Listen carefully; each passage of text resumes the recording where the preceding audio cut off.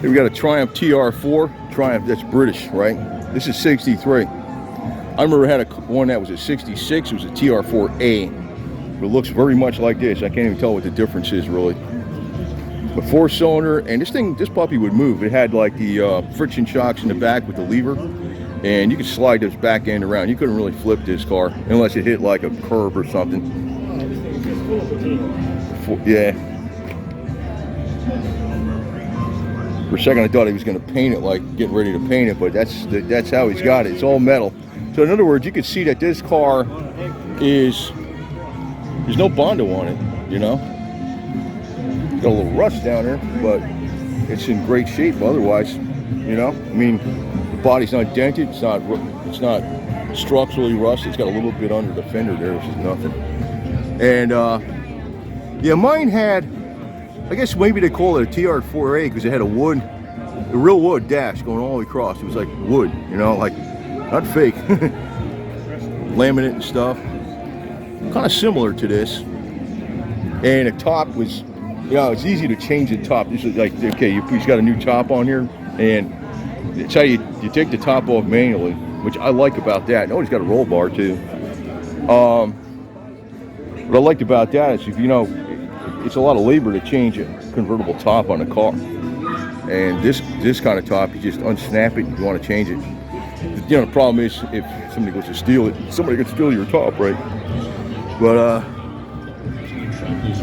he's got, you know, it looks like somebody pulled out a dent over here. That might have been from dent pull, you know. Huh? Well, I think it's hilarious. You take this is my old TR4. It's a barn find. Can you tell? Yeah. Oh, really? Yeah. Is this yours? Yeah, it's mine. Yeah. It looks like, you know, it looks like the body's in great shape. Yeah, it is. It is. I mean, I'm looking at, you know, it has everything like that could be. It's like so little to be fixed on this thing. If you wanted to make it cherry, like somebody must have repaired a dent way down there, right? I guess. Yeah.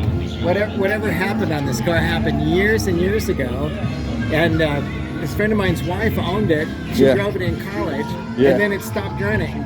So he said, "Oh, I'm going to restore it." I think he had it sandblasted, but that would have been in the 70s. And then they just parked it in southern Colorado in a barn. Well, that's why it didn't rust, because it was in a barn in southern Colorado. Yeah, and then that's where Well, I'm looking at the trunk floor. It's in great shape. Yeah. This thing is pretty much together. Yeah. But it's really, you know, it's a lot of fun. And and people say, well, "Are you going to paint it?" And I'm kind of like, I think that kind of ruined it, you know. Well, you know what you could do is you could take some of that satin clear coat with a sponge. You know, that's not a bad idea. Yeah, just so it don't rust. Yeah. Yeah. Yeah. Yeah, I know it. But I had a TR4A in '66 a long time ago.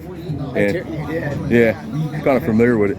But it looks like, you know, I'm looking at this. Yeah, you know, that was a standard method they used to pull dents, like using drilling a hole and stuff, punch a hole.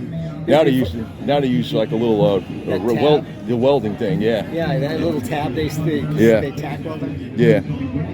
Yeah, I'm telling you, and that sheet metal is pretty heavy on this car too. Oh yeah. I don't think it's ever been damaged underneath. It's, you know, it's pretty no, this is in super great shape, man. It had some goofy repairs done to it, though. I'll tell you that.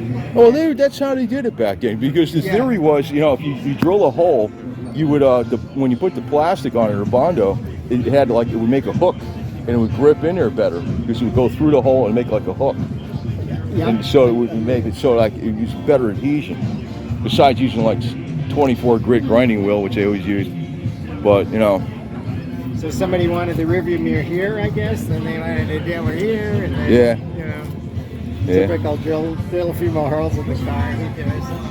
You know what I like doing for filling like tiny holes is using the 3M panel adhesive, which is designed for gluing on the skins on the doors and the quarter panels. It's a panel adhesive. It's 3M part number 08115, and that stuff is like, it ain't plastic. It's not fiberglass. It's like designed for like almost not quite structural, but holding on body parts. Really? So if you fill in a hole with that thing, it's like steel. It's a 3M product. Yeah, 3M panel adhesive. Can you did it take paint? Do you sand it? How do you? Well, you prime it, but you prime it stuff. Yeah. But by the way, this TR4 from '63, it's still got the crank start, that you put the crank starter in there, right to direct to the crankshaft and crank it over.